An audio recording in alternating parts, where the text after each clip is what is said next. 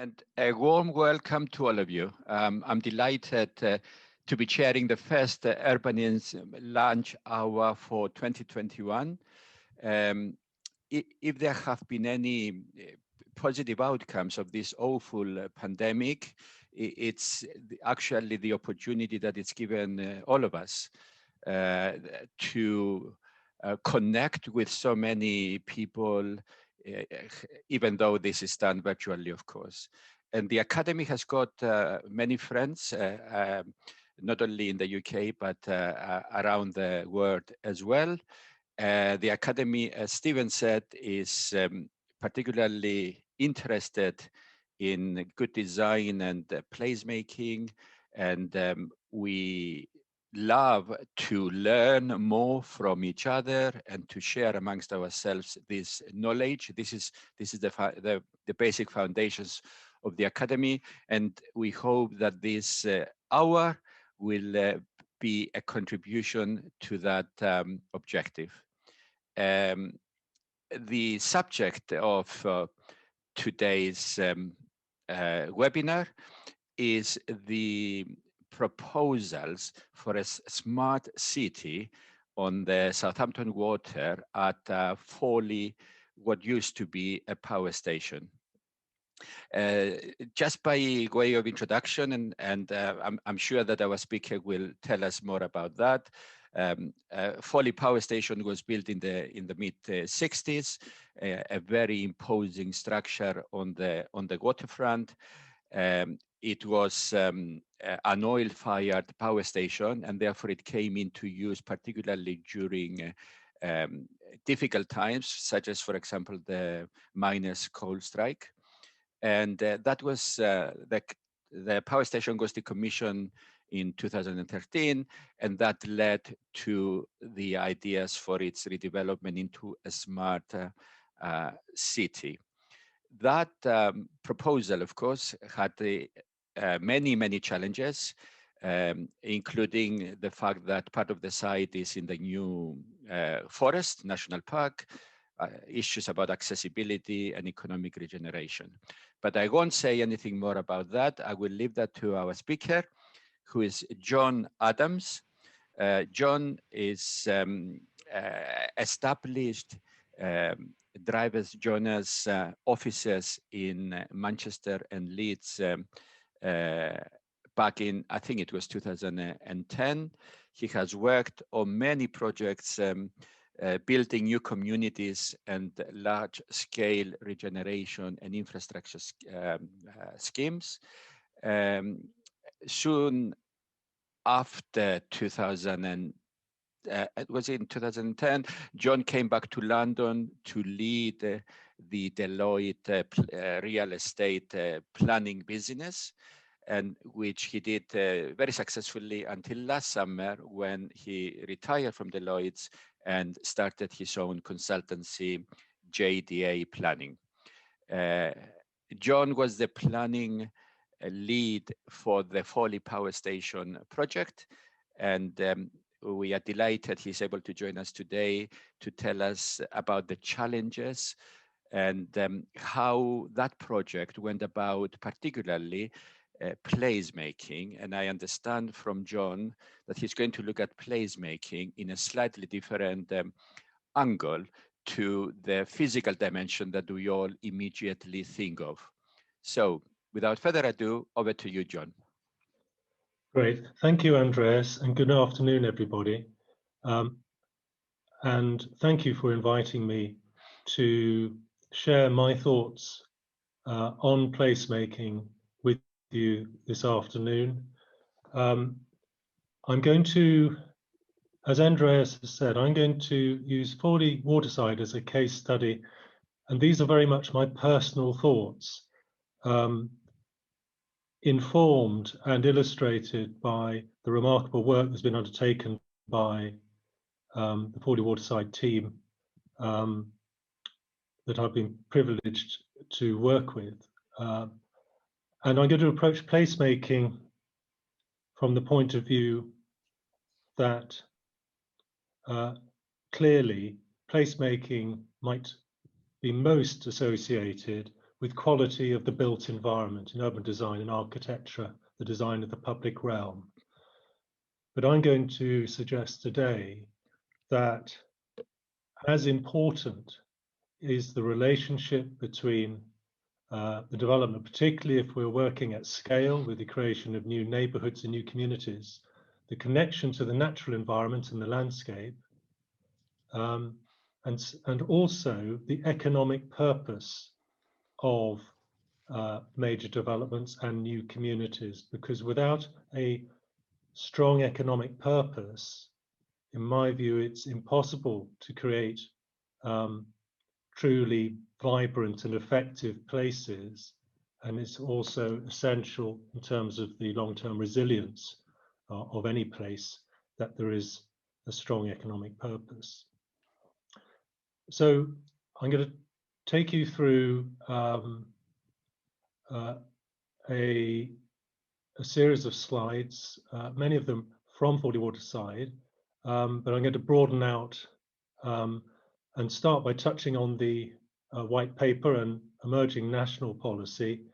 And along the way, I'll also broaden out to Rotterdam, which I think is particularly interesting and relevant, particularly in the context of economic purpose and creating economies that are innovative and entrepreneurial. So, Stephen, do you mind turning to the first slide? So the white paper does provide a definition of placemaking, which is helpful as a sort of orientation point. To bring a new focus, so the white paper is seeking to bring a new focus on design and sustainability. And we will ask for beauty and be far more ambitious for the places we create, expecting new development to be beautiful and to create a net gain, not just no net harm, with a greater focus on placemaking and the creation of beautiful places within the National Planning Policy Framework. And just this week, the government has published proposed changes to the National Planning Policy Framework, which enshrine the principle of beauty and the principle of achieving a net gain in biodiversity from all developments.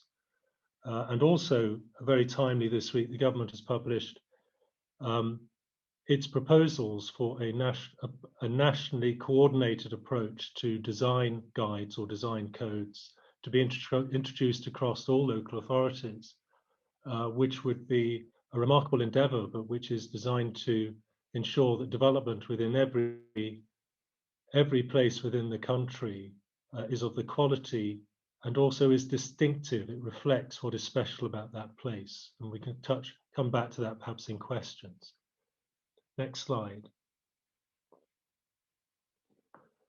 So Fawley Waterside, in the New Forest National Park and also the New Forest District Council. So we have about 60 hectares of land of the former power station, which actually sits within New Forest District Council and was excluded from the national park because clearly it was completely at odds with the objectives of the national park when created.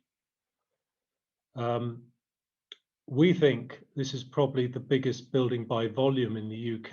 It is now in the process of being demolished, and the scale of the structure is such that the actual demolition process will, from start to finish, take probably around 4 years.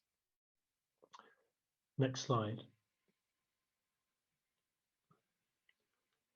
And this aerial photograph, which is taken from the north out in the Solent, gives a great panorama of the power station and its setting on the coast of the Southampton Water, which leads from the Solent up to the River Test estuary and the Port of Southampton.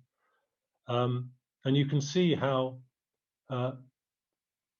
the power station is surrounded by a natural environment which has been degraded somewhat by the construction of the power station back in the 60s, which took over.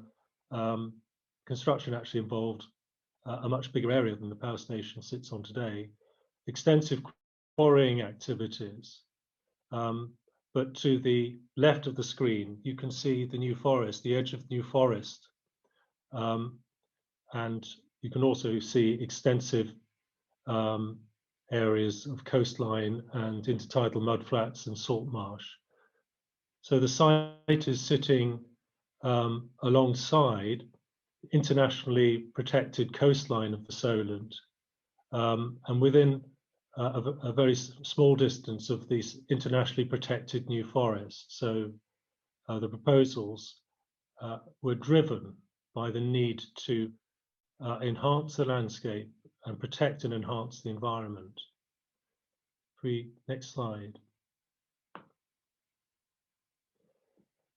And the approach to this was very much influenced by work undertaken by Kim Wilkie, working very closely with Jonathan Cox, ecologist, and Audra Drummond, the chief executive of Fawley Waterside, and also responsible for the Cadland Estate, which is 4,000 acres of new forest land and agricultural land, which wraps around the site. And this is the original diagram of the concept of reconnecting, of bringing the new forest or bringing green space through the development. And if we move on to the next slide, you can see from the master plan, this is a sketch by Kim Wilkie, superimposing his vision of reconnecting the new forest to the sea and bringing the landscape through the new community, so that there is a really powerful connection between the new community and the natural landscape, and a huge endeavour at a strategic scale to heal the landscape where it has been degraded by activities over the last 30 years associated with the power station. Next slide. And I think this rather beautiful drawing by Kim Wilkie shows the overall concept of connecting the community to the new forest. And I think an important feature of Fawley Waterside is that it is linked to the Cadland Estate plan, so a plan to enhance the environment across 4,000 acres of land immediately to the west of Fawley Waterside, which Fawley Waterside connects to through a network of 25 kilometres of footpaths, bridleways and cycleways. And I'd just like to refer briefly to Kim Wilkie's book, which is a remarkable book called Led by the Land. It was published in late 2019, and it explores the relationship between landscapes and towns and cities and villages from Siberia to Oman and to Hampshire, so very wide-ranging. And in it, Kim says that the new settlement has the major advantage of connecting directly with thousands of acres of natural and farmed landscape in its hinterland, all under one ownership that takes long-term stewardship seriously. Wrong turns in one century can be reversed in the next. So that is the vision which has been carried through into the detailed master plan that now has planning permission. Next slide. So this is the landscape master plan, the new community, which initially will have around 1,500 homes, but has the capacity to expand with employment for at least 2,000 people. So the employment strategy given enormous importance to ensure that there is an opportunity for people to live and work in the same place, and that this community has an economic purpose, and I'll come back to that. But the landscape master plan embraces the creation of new woodland, new forest heathland, and saline lagoons and intertidal mudflats. And the new community will be surrounded by a nature park managed by Fawley Waterside, extending to 275 hectares into the Candland estate. And Natural England concluded, and Natural England were deeply involved in the evolution of the proposals, that the concept of the Fawley Nature Park would ensure that collectively these areas of woodland and heathland and saline lagoon and coastal areas will be of far greater value to nature than the sum of their parts. And the estimated enhancement to biodiversity from the land that is within the application is estimated to be about 140% using the new DEFRA metric. So this is really a key aspect of the vision. Next slide. So I just wanted to give you a flavor of the landscapes that are going to be created and that residents of the community will have access to over an almost endless network of footpaths and cycleways and bridleways. So woodland, extensive areas of new forest woodland, both existing and newly planted. Next slide. And a new tidal lagoon exactly in this format to create a very rich environment for bird life. This is Normandy Marshes near Lymington. This is exactly the habitat that will be created at scale to the south of Fawley Waterside. Next slide. And also the principle of connecting the new forest to the sea will allow the new forest animals, the ponies and cattle, to drove from the new forest through the nature park to the coastline, as they do here at the Normandy Marshes near Lymington, looking out onto the Solent. Next slide.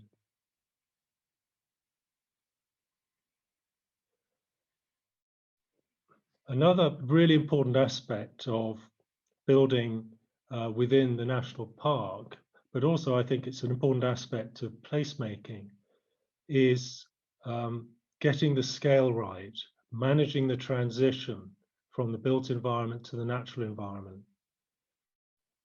And here, this is a verified view that was prepared by Fabric, the landscape architects who work closely with Kim Wilkie and the project architects Ben Pentreath. And this view is from Warsash, which some of you may know is on the east coast of Southampton Water. So we're just north of Warsash here. The mouth of Southampton Water, you can see the outline of the existing power station building, and it's 400 meters long, 200 meters high chimney. And then in white, the outline of the new community. Just to explain that the big block, which is to the right of the chimney, is a electricity substation which will remain in the medium term. So the new development commences just to the edge of the outline of the power station and then extends and transitions in scale to really from around 4 to 5 stories as the prevailing height to 2 to 3 stories at the southern edge. So a very significant and very managed transition of scale, which helps deliver a very substantial enhancement to the setting of the national park, but also the setting of the Grade 2 star heritage assets at Calshot Spit, which are in the left of the corner. Next slide.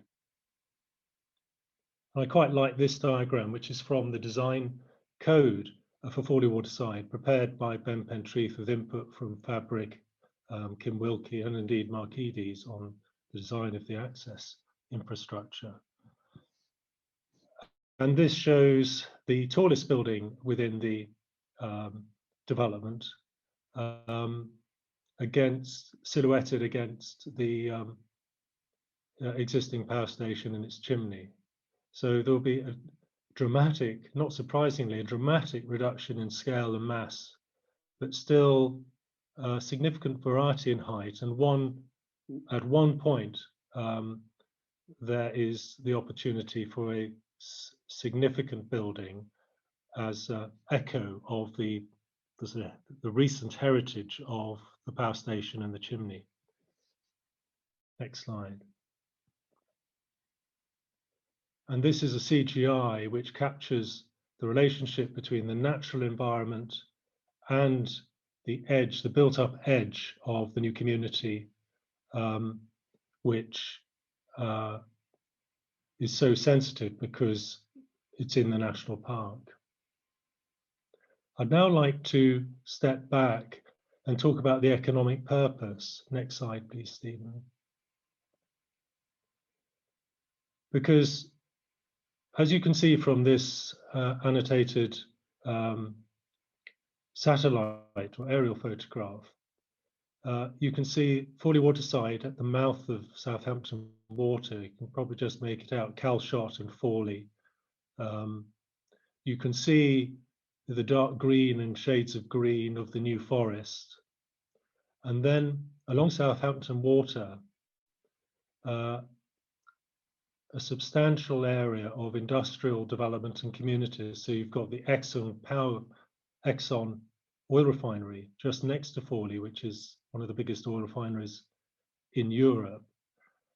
You've got the military port at Marchwood, the coastal town of Hythe. And so you've got communities with a population of about 50,000 people, with Fawley at the end of what could be seen as a cul-de-sac formed by the A326.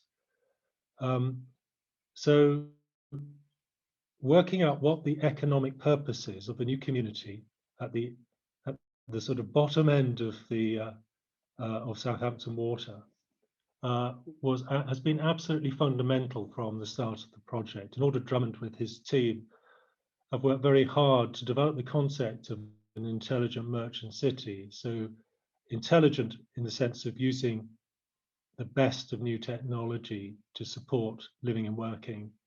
Merchant, reflecting the heritage of merchant cities, cities with ports around working harbours where trade is conducted. And city, because obviously Fawley Waterside is much smaller. It's just quite a small development in some contexts, but the objective is to create something of economic significance so that it has an economic purpose and an economic impact that goes beyond, well beyond its immediate environment. So finding the economic purpose led us to look inevitably at the strengths of the region. We have the strongest maritime economy in the UK, in fact, probably in Europe, around Southampton, Portsmouth, and the Solent. Remarkably rich mix of technology-led marine industries and marine research. In Southampton, we have 2 universities in the National Oceanographic Centre, universities in Portsmouth.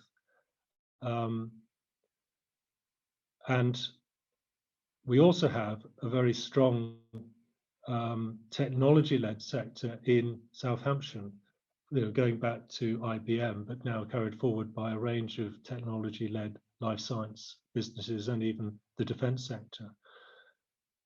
So it became quite clear from the work that we undertook that A, we needed to have a really strong offer for the marine industry and for technology-led businesses, and B, we needed to build connections with the region. Next slide. And this is a picture of one of the some of the scale of the assets and the existing port of Southampton, and just one of the huge regeneration opportunities along the waterside, and working with Sir Howard Bernstein and John Lovell of Hillbrake, Deloitte created an economic strategy for the whole of this area called the Waterside Prospectus. And that has now been taken forward by all of the major landowners and New Forest District Council, the Park Authority and Hampshire County Council into an approved vision for the waterside, which is focused around growing the technology and marine industries and connecting these communities, which for many years have really been overlooked and had no real investment within them. Next slide. Obviously, marine is at the heart of the economy here, and it'll be at the heart of Fawley Waterside's economy. And this is illustrative of what we would like to be able to achieve: the refitting of highly technologically advanced boats. This is the Pendennis shipyard in Falmouth. Next slide. We went out to Rotterdam, and with our colleagues in our Global Ports team, the Deloitte Global Ports team, we were shown around the remarkable Makers District in Rotterdam, where Rotterdam has embarked on a long-term economic transformation strategy to reduce reliance on petrochemicals and traditional port industries, and to create a new economy which is based on technology, innovation, and entrepreneurialism. And this is a former submarine factory in Rotterdam, which the submarine factory is now a remarkable innovation center, combining business and further education.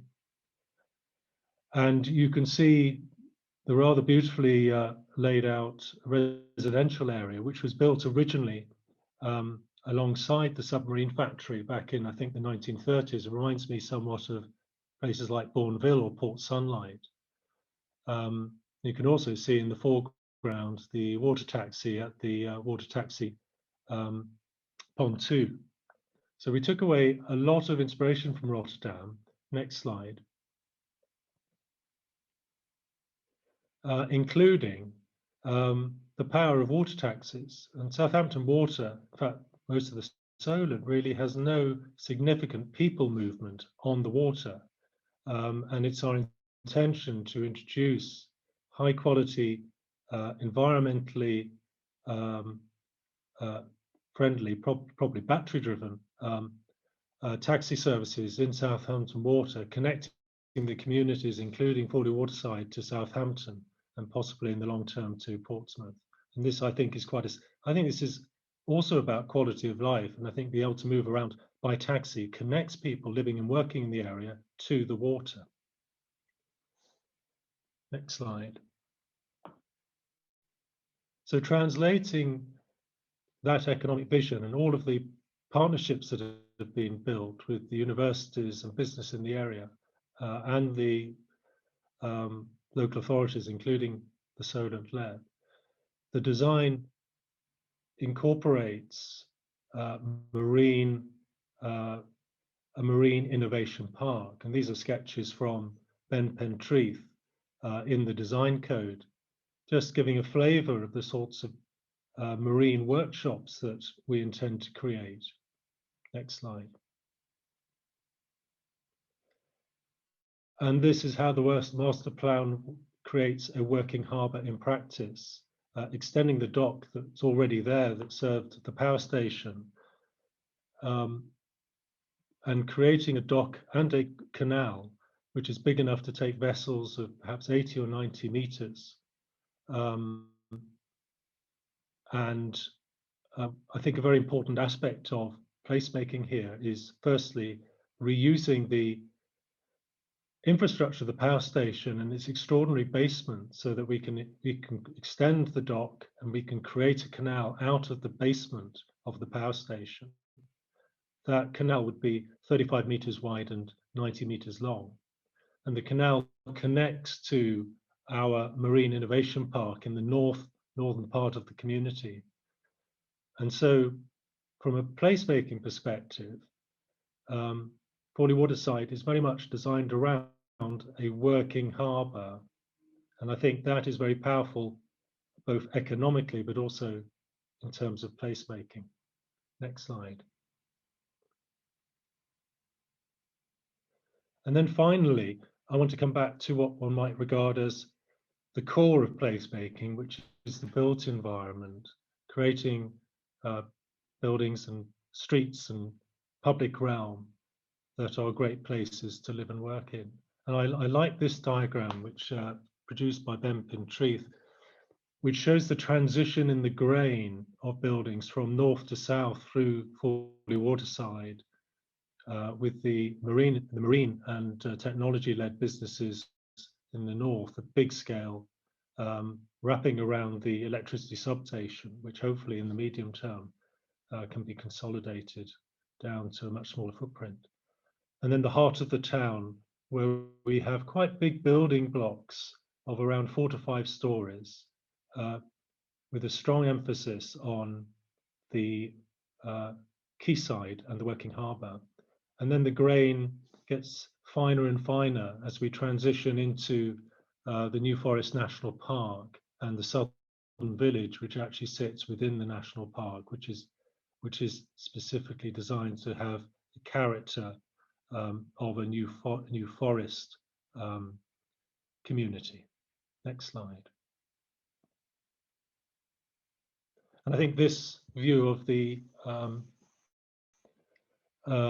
computer model of the scheme produced by Ben Pentreath, I think probably just says to me that this is a place with remarkable opportunity for creating places along the quayside and streets leading down to the coastline and communal gardens and public spaces in the lanes that weave between the residential buildings and mixed-use buildings. And just two things. One other thing I wanted to mention here is that another use of the huge basement, which is 450 meters long and 90 meters wide, is to put a lot of the scheme's car parking underground. So these streets between these buildings will be largely car-free. And I think that's a significant benefit from using the sort of legacy structure of the power station and turning into a huge win for the environment at street level. Next slide. And that's the view from looking down the canal towards the dock, looking from north to south. Just gives you a feel of the scale and the relationship of the buildings to the canal side, the sort of quayside opportunities that exist, which can be quite remarkable public realm, and the sort of scale and form of blocks, which can be incredibly adaptable for business, for community uses, for retail, and of course for residential. And then finally, I just wanted to sort of zoom out. So I've talked about the sort of three aspects of placemaking: the natural environment, the economic purpose, and of course the built environment. I haven't really touched on other aspects of placemaking, such as social and cultural.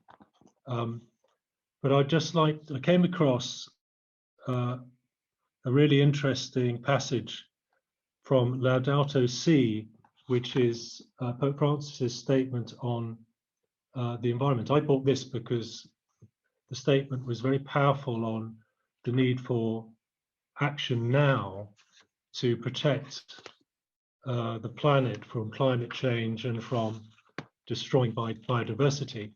But in here is a really interesting piece on urban planning, which I thought captures quite a lot of what we're talking about when we're trying to create beautiful places in new communities or in regeneration of our existing towns and cities. So Pope Francis says, given the interrelationship between living space and human behavior, those who design buildings, neighborhoods, public spaces and cities ought to draw on the various disciplines which help us to understand people's thought processes, symbolic language and ways of acting. It is not enough to seek the beauty of design. More precious still is the service we offer to another kind of beauty, people's quality of life, their adaptation to the environment, encounter and mutual insistence. Here too, we see how important it is that urban planning always take into consideration the views of those who will live in these areas. I just thought that was quite an interesting, quite powerful statement on the importance of urban planning in creating places that allow people to have a high quality of life and also to adapt to the environment, to protect and enhance the environment. So that completes my presentation. Perhaps I could pass back to Andreas and be very happy to take comments. Thank you very much, John. Fascinating presentation, and I'm going to start with one of your very last points. As a transport planner myself, you mentioned the use of the huge basement as a car park in order to create a car-free environment, if you like, very much like Vauban in Freiburg, in effect. You know, very, very original idea, reusing an existing underground facility for getting rid of the cars on the site itself. You didn't say too much about the transport connectivity because that was not your your theme. You touched on it by referring to the water taxis, and that will be an important element of connecting this rather remote, as it is at the moment, site to the rest of Southampton, isn't it? Can you tell us a bit more? Is there also tell us a bit more about the water connectivity, if you can, as well as any other efforts that have been made to connect this site by trains? Yes, I knew I'd forget the trains address. Thank you very much. Perhaps whilst I'm talking, Stephen might dip into the satellite photograph, which shows the Southampton Water. It'd be quite helpful. But I think, firstly, it is a real challenge serving a new community off one main road. And that is another reason why we have put so much effort into creating a master plan and an economic strategy which can support a significant employment population.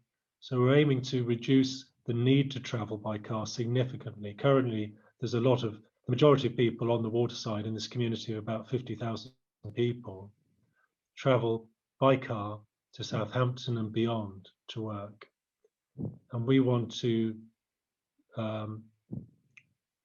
try and reverse that so that we have a high proportion of people, possibly 25% or a third or more, living and working within Fawley Waterside. So that's the first sort of key plank of the strategy. Another really important aspect of the strategy is cycling and walking. So we have an incredibly permeable network of footpaths and cycle routes. And I think cycling here could be really effective if the whole of the waterside is regarded as one community, which can really be connected by cycle networks using new cycle routes along the existing highways, but also adopting a green infrastructure strategy that connects all of these communities through the green infrastructure with cycling. And then I've mentioned that water taxes. I think this image just demonstrates the power of water taxes. You've got enormous potential to connect all of these communities by water, and you could get quite high volumes to and from Southampton quayside. So and they do that in Rotterdam. I think we should be doing it here. And then the railway line, the broken red dotted line you might see on this photograph is of the former Fawley branch railway line, which was closed as a result of the beaching cuts, but is still in existence, and it's in operational use because it has been used for freight serving the military port and the Exxon oil refinery. And so we're now Fawley Waterside, and very much Alder Drummond has really driven this, is now getting some serious progress in the recognition of the opportunity to reopen the branch line to serve all of these communities, which would be a huge benefit in terms of creating a proper sustainable transport network for the waterside.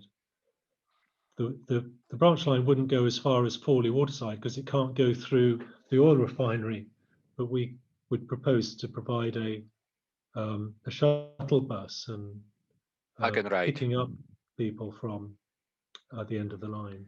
Thank you, John. Yeah. I'm very happy now that you've covered transport connectivity as well. Fantastic. I'm going now to the many questions we've had. I'm going to start with the very last one from Richard Summers, talking about flexible space. And in fact, it's very similar to another question we've had from Richard Eastham about sustainable economic strategy and the variations in economic growth, as you know, in different times. Can I ask Richard Summers, please, to ask his question? Hello. Yeah, I don't know whether you can hear me. Can you hear me? Yep. Good. Okay. Yeah, it was more of an observation than a question. It was. I appreciate, as I say, I worked for a time on the Daedalus site over near Fareham, Gosport, and had very similar sort of aims in terms of the marine industries.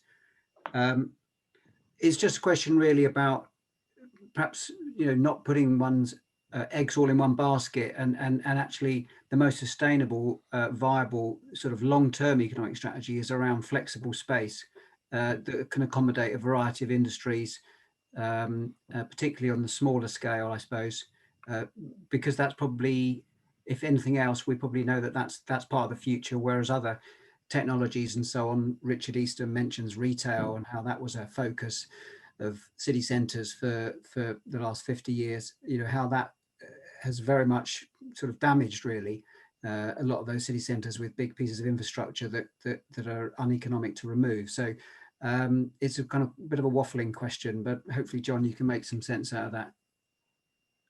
Yes, thank you, Richard. I know Daedalus and totally understand the point. I think with Fawley Waterside, it has a key advantage in terms of the marine industry of having a proper working 24-hour access to deep water. So just in terms of marine, there is a sort of locational logic which is quite strong. But in terms of the other employment uses, I think it's really important that there is flexibility. And I think one of the strengths of the master plan is the creation of building blocks, which are around, many of them around 4 stories tall. There's with a very tall ground floor. So you've got like a classic building block, which is really very adaptable. Building blocks which could be offices, could be sort of restaurants, retail, leisure at the ground floor, could be entirely residential, and could also, we've got a tremendous area of ground floor space fronting onto the quayside with good floor to ceiling heights. That would be very, very flexible workshop space for the creative industries, for all sorts of service businesses, including, you know, very, very small work from home entrepreneurial activity. So I think we have the opportunity, therefore, to create a lot of workshop space, which might go down to sort of a room, to 100 square foot, you know, really small spaces, but well located, through to a smaller number of very large buildings in the northern quarter, because we can't, the northern quarter basically has to be employment driven. We can't put residential in the north. And it does lend itself to the larger space user. But I think we have to be very light-footed around the nature of the employment space that is created, because things are moving so quickly. One thing that Fawley Waterside have already done, and I see that Brett Trafford is on the line, who's had a big role in this, is establish a partnership with Vodafone to provide a super fast and totally resilient broadband fibre connection from the nearest sort of interchange, which happens to be about 10 miles away to the north, to Fawley Waterside, and then taking advantage of the huge number of tunnels that are underneath the site to provide really strong infrastructure. So whether you're working from home or you're running a technology-led business or a hotel at Fawley Waterside, you've got that very strong infrastructure, and that is already being put in now up front. Okay, thank you, John. Yeah. I'm going to move on. There are many questions. So I'm going to move from Richard Summers. I'm going to move to Richard Eastham, who has made quite a few points. Richard, can I ask you to just focus on at least on one, maximum two of your points? I think one of it was about varied economic growth, and the other one about creeping urbanization of the coastline. Would you like to ask your questions? Yeah, it was. Thank you for inviting me to unmute. It was prompted actually by Samantha's point in the chat as well about. That it comes back to the location for the oil-fired power station. It's a remote location. I know it fairly well. I live this part of the world. Yes. And the reason the power station was there, I suspect, is a safe location for a dangerous activity, quite remote from anywhere. And it strikes me that restoring this as residential risks the fact that you can have more residential here when you wouldn't choose this part of the world except for the fact there's a previous development there. I'm all for restoring brownfield sites, but maybe this should have just been returned to nature and more housing should have been put in and around Southampton. Okay, John, how do you answer that one?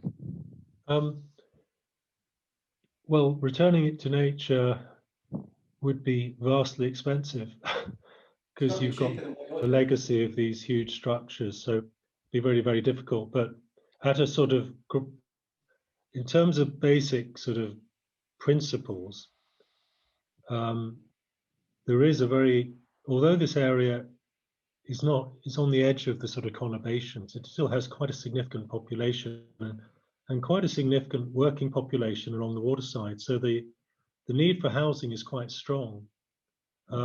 And just on the waterside, the new forest local plan is trying to accommodate around 10,000 new homes. So there is a sort of totally genuine need for housing, which Fawley Waterside is helping to meet. And Fawley Waterside is delivering 35% housing in accordance with policy, affordable housing, within the main body of the site and 50% within the national park. So there's a very real contribution to meeting the needs of housing needs of the area. In terms of the risk of further expansion, we are surrounded literally by the national park. So this isn't a situation where we would be at risk of stimulating a ribbon development or sporadic housing development, because the settlement patterns are so tightly constrained by the national park. But there is opportunity within the site to increase density in the future. So, you know, I think there is a genuine need for the housing as well as for the employment. Yeah, thank you, John. And the point really is that this is, I didn't see this as a housing development. You know, it's a mixed-use smart city with lots of employment, taking advantage of the heritage of the the site and the area itself.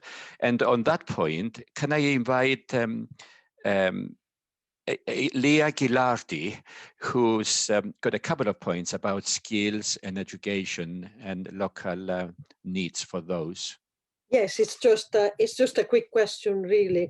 What concerns me about this kind of developments, among other, is that we often jump into that, and we haven't done quite a mapping of what the existing skills are there, what the kind of work dynamics are there. I understand there is a vision and an economic development plan, which John mentioned earlier. I was just wondering what kind of direction that economic development plan is taking in terms of providing the skills to the community that will be living there, will go and live there. And also, is there an understanding of the existing skills within the community, and whether those skills are enough to grasp the opportunities that the development will bring? Thank you. John? Yeah, that's a really good question. The relationships that are being built with the local colleges and local academy will be carried forward into a training and skills program where we will be working with those academic institutions to tailor, well, to support them and help them tailor their courses, for example, at the further education colleges in Totton and Brockenhurst, to the sort of skills that will be required at Fawley Waterside. Now, it's too early to say exactly what skills will be required, but our focus on marine and technology, and also the service industry, would enable us to work with the colleges and support them in setting up courses that are going to enable the kids that are coming through those colleges to get good training in practical skills that will be relevant to Fawley Waterside. And we'll be having a strong apprenticeship program that will be looking to recruit local people and give them the opportunity to work on the site. We're also working with the universities in the area, so I think there should be quite a strong link between the research and development capability of Southampton Portsmouth and the type of activities that are going on the site. And so we would be drawing on the sort of pool of very highly skilled people living in the New Forest and also living in Southampton, because they would be able to access the site quite easily by water taxi. So I think that's a really important area. Which, thank you. Really thank you, John. Yeah. I'm sorry, we're coming close to the end, but I can't let you go without answering a question on the architecture, because quite a few people have raised it. Andrew Barrell, Stuart Page, and latterly, Justin Nichols. I'm going to ask the last caller, Justin, to ask the question on behalf of everybody else. Hi, everybody. Thank you very much. That was a great presentation. It was really a question about architectural language and looking at how, so you've explained the urban proposal in the context of the park, the forest and the water. How does the architectural language tie back into that urban proposition? Thank you, Justin. The architectural language I think around the heart of the town, around the canal side and the harbour, the architectural language is of almost a sort of warehouse scale, a warehouse scale of building block that could accommodate residential and workspace. It might be quite classical in how it is illustrated today, but bearing in mind this is an outline planning application, none of the buildings have actually been designed to detail.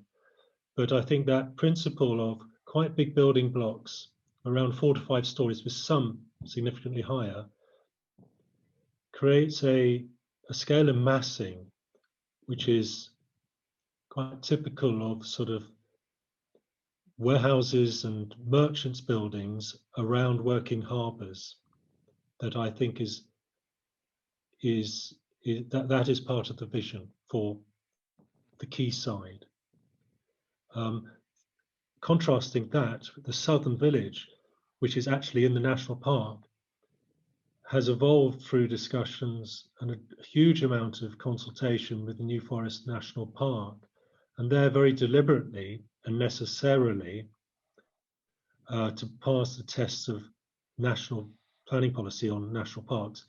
The design is responding to an analysis of the character and architectural style of settlements within the New Forest. So settlements like Lymington, Lyndhurst, and others. So there is a very specific response there to the vernacular of the New Forest as building within the national park sort of requires exceptional circumstances, and part of that is character. Thank So you, John. you've got a different architectural character as you move through the site from from industrial scale, more of a port or dock scale, through to sort of warehouse scale of the apartment buildings and mixed-use buildings alongside the quayside to a New Forest village. Thank you, John. Just to save time, I will ask the next question, and this one is from Samantha Stockley, who is concerned that this could become an exclusive community. Can you tell us how this will not be the case?